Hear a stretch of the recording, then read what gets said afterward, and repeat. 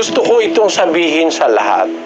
Kailangan tayong matuto ng katotohanan. Ang katotohanan sa Diyos nang gagaling. Ang katotohanan yung salita ng Diyos. Yung salita ng Diyos na dapat nating malaman, nakasulat lahat sa Biblia yon. Kaya kung meron tayong dapat matutunan, yun lang nakasulat. Pagka sobra ron, mali na yon. Basahin natin ang 4:6 ng unang Korinto.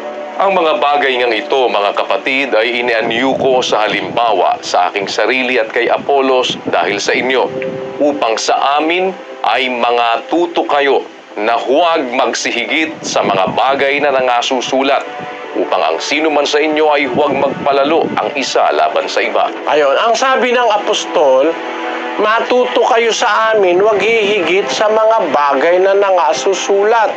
Ang sabi sa English Bible, And these things, brethren, I have in a figure transferred to myself and to Apollos for your sakes, that ye might learn in us not to think of men above that which is written. you must not learn above that which was written.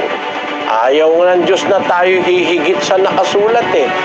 Ang ibig sabihin ang dapat nating matutunan, yung nakasulat, kasi yun ang totoo, yun ang salita ng Diyos. Wala naman nakasulat sa Biblia ang reincarnation mula Henesis hanggang Apokalipsis. Hindi totoo yung reincarnation, kapatid. Unang-una, sabi ng Biblia, you only live once, you only die once.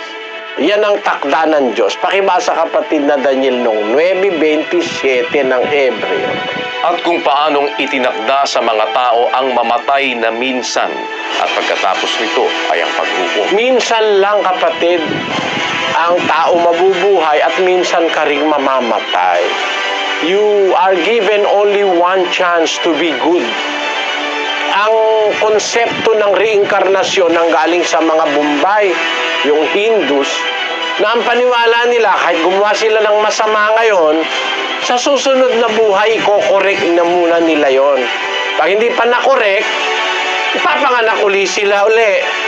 Yung kanilang espiritu sasanib sa mga hayop o kaya sasanib sa prutas. Pag yung prutas daw nakain ng isang buntis, napaglihihan, yung kaluluwa nila pupunta uli dun sa bata, tapos mabubuhay sila uli. Kung meron silang ginawang mali, maitutuwid nila. Pagka halimbawa hindi pa naituwid, mabubuhay uli. Kung totoo yan, dapat ang babait ng tao ngayon dahil nag-reincarnate, natuto na ng natuto sa kanilang nakaraang mali. Ba't hanggang ngayon hindi pa natututo tao, lalong sumasama. Kaya hindi totoo yung reincarnasyon. Huwag ka maniniwala dyan. Yun ang